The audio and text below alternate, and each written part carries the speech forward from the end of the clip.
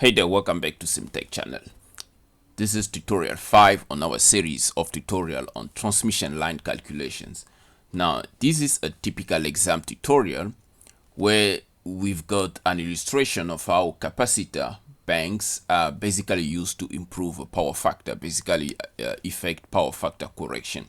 Now, in this single phase 50 Hz line, that is 5 km long across a transmission line, running at a power factor of 0.71, supplying 5 megawatt of power here at the receiving end. And the reason why I've said it's a typical exam question is the manner in which they've given us the line parameters. Basically, the impedance of the line is given as a resistance of 0.0345 ohm per kilometers for each wire. Now, this is very important, okay?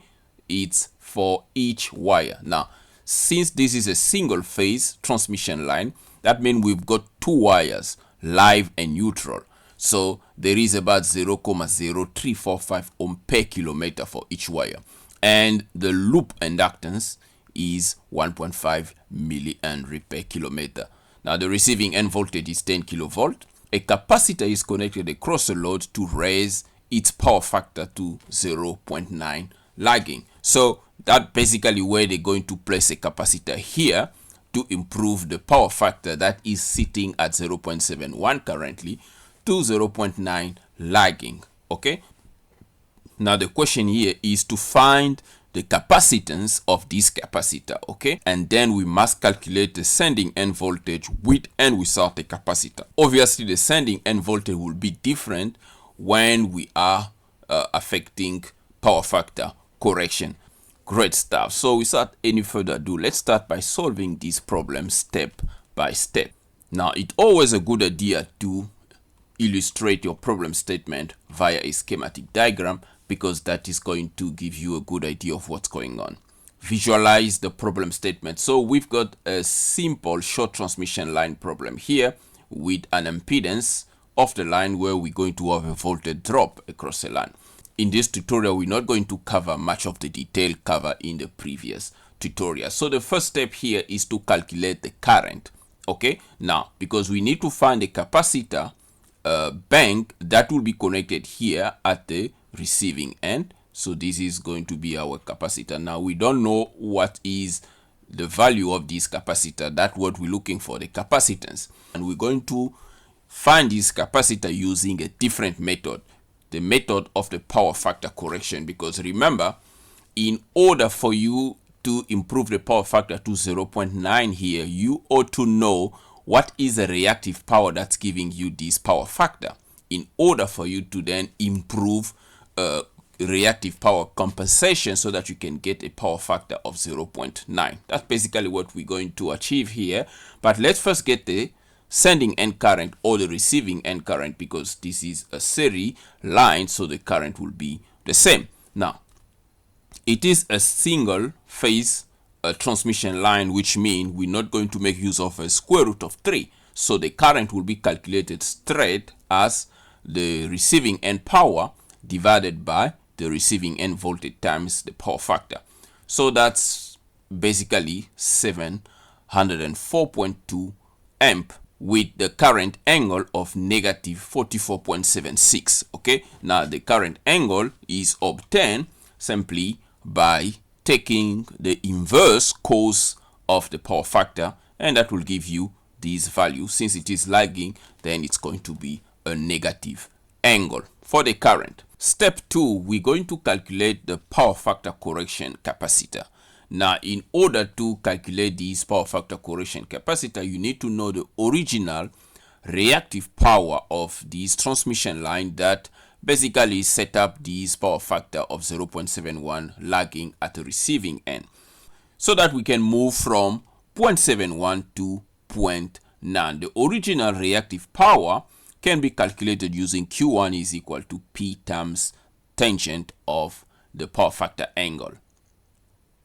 And the power factor angle, as we can see here, it's 44.76. Q1 is equal to 5 megavolt ampere reactive. So the next step is then to calculate the desired reactive power.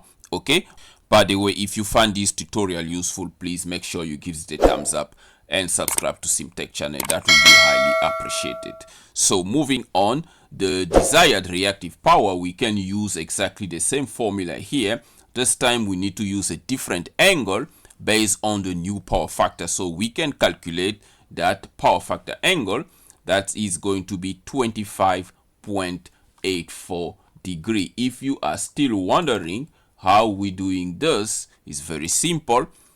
So shift second function, the inverse cos of 0.9 close bracket, and that's 25.84 degrees. So this is now the new power factor angle that we're going to use to calculate the new or the desired reactive power. Okay, so Q2 is basically 5 megawatt times 10 of 25.84. So that is about 2.42 megavolt ampere reactive of the desired reactive power. Now, please pay attention to this section here. Currently, the system is running at 0.71 power factor lagging. Okay, now we want the system to be improved to 0.9 lagging, and we know that currently, based on this power factor 0.71, the load here is drawing 5 megavolt ampere reactive power. All of these reactive power is coming from the source. Okay, and it has to support that 0.71 power factor lagging. But now, in order for us to raise this power factor from 0.71 to 0.9, this is the desired reactive power that we need to draw from the source. Okay, now how are we going to do that? We're going to compensate by adding a capacitor, because a capacitor is going to generate a reactive power that is going to be counter. Basically, it will compensate. Instead of us drawing the whole 5 megavolt ampere reactive power, the capacitor is going to add some reactive power that will subtract. That means the source here will no longer send 5 megavolt ampere. It will only send 2.42 megavolt ampere reactive power, and that will result in the power factor being improved from 0.71 to 0.9. Now, how do we now calculate that capacitor? This is what we've been doing. The next step for us here is to find the compensation reactive power that we need, that we're going to use to find the capacitor. So to do that, the required compensation is then going to be calculated by QC is Q1 minus Q2. Okay, and that is 5 mVar minus 2.42 mVar, and that gives you 2.58 mVar. Now we move on to step 3, where we need to calculate the power factor correction capacitor. Okay, and in order to calculate that, the formula to use is QC here.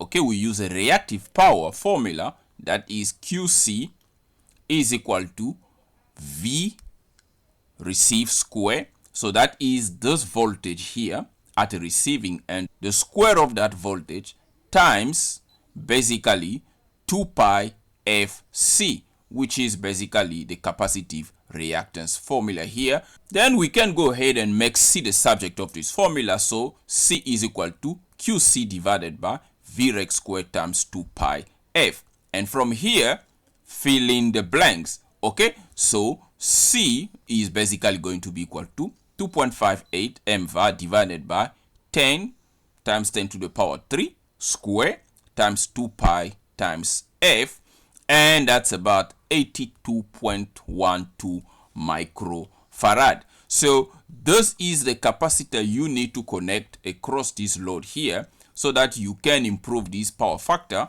from 0.71 to 0.9. Bear in mind, this capacitor is going to generate 2.58 megavolt ampere reactive power, which is a leading reactive power. That's going to cancel the lagging reactive power a bit to basically give us a lagging reactive power of 2.42 megavolt ampere reactive. That's basically how we go about to improve the power factor in this line. Now, step 4 is to calculate the voltage at the sending end. Now here, as always, we need to find the voltage drop across the transmission line, add it to the voltage at the receiving end, and that's going to give us a voltage at the sending end. But now, how are we going to find these voltage drop? We've got some odd parameters here for our impedance of the line. So first off is a resistance at the of the transmission line. It's two wires, basically each wire of the single phase live and neutral. It means we must multiply 0.035 times 2. Then it's 5 kilometers, okay, per kilometer, so we must multiply it by 5 as well. So in the end, we've got a resistance of 0.345 for this entire 5 kilometer long single phase transmission line. Next, we need to find the inductive reactance, knowing that the loop inductance per kilometers is 1.5 millihenry. So we just need to multiply 1.5 by 5, so it's 7.5 millihenry. Great. Now, once you've got your inductance, you can go ahead and calculate the inductive reactance, and that is a value of 2.36 ohm. And we can also now deduce the impedance of the line here is basically 2.38 of magnitude with an angle of 81.68. Great stuff. Now we can move on to calculate the sending end voltage without a capacitor. Now without a capacitor, it means we're using this power factor here. Okay, this power factor here is based on the original circuit parameters, which mean based on this current of 704.2 amp. Okay, which means this is the current that we're going to use to calculate the voltage drop across the transmission line, because without current flow you're not going to have a voltage drop. So we're going to use this current that we obtain for this power factor angle without a capacitor. Okay, so that will set us a voltage drop of about 1.68 kilovolt with an angle of 36.92 degrees. And based on this, we can calculate the sending end voltage, basically 10.0 degree. That is the voltage at the receiving end here of 10 kilovolt plus the 1.6 that we just calculated, and we get a voltage at the sending end of 11.4 with an angle of 5.1 degree kilovolt.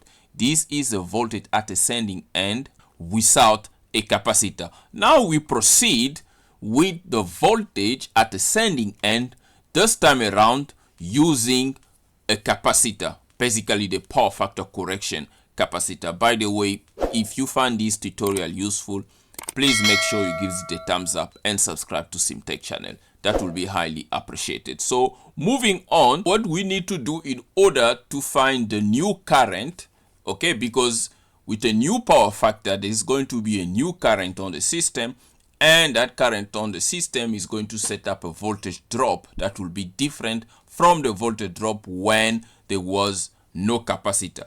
Okay, so in order for us to calculate that, we're going to use the apparent power formula to find that current. Now we know that S is basically PR over the power factor. Okay, now since PR here, the power at the receiving end is 5 megawatt and the new power factor is 0.9, we can see that we've got an apparent power of 5.56 megavolt ampere. Okay, this is less than the previous apparent power, because if you calculate the previous apparent power that was calculated by using the same 5 megawatt divided by 0.71, you're going to find about 7 MVA, about 7 megawatt.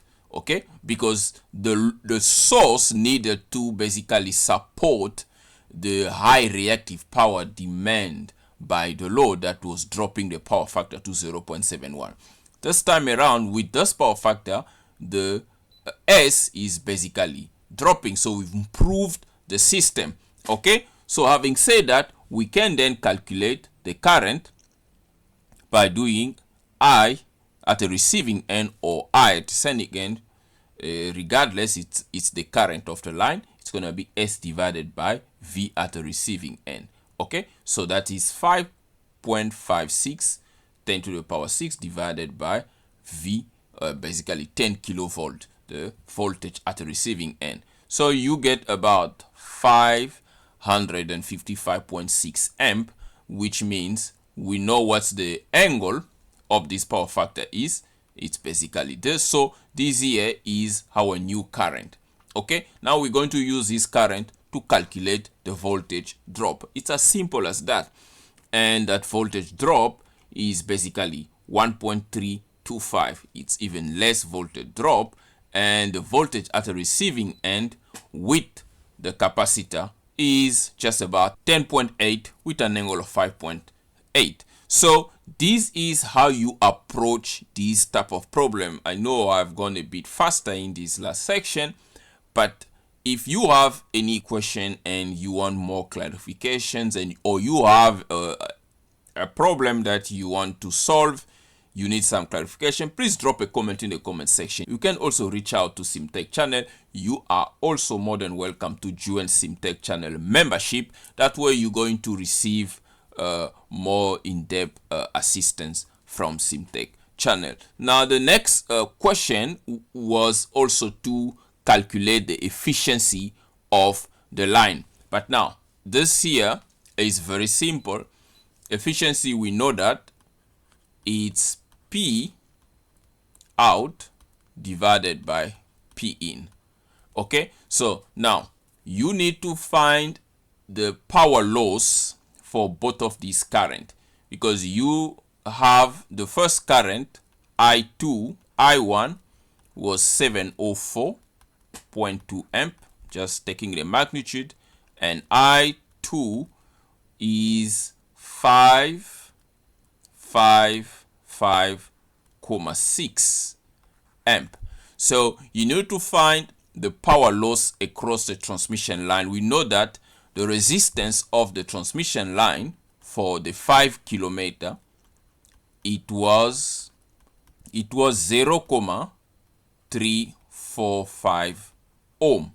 Okay, so you must take this resistance and calculate the power loss across the line for each one of these current. And we know what's the formula for power loss. It's the same formula, so it's gonna be I square R.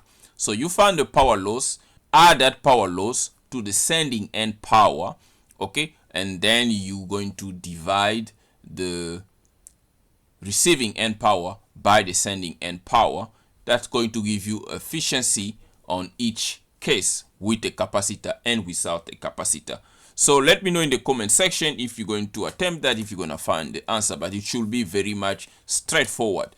So that is it, guys, for this tutorial. As always, give this tutorial a thumbs up, share it onto your social media network. Until next time, cheers.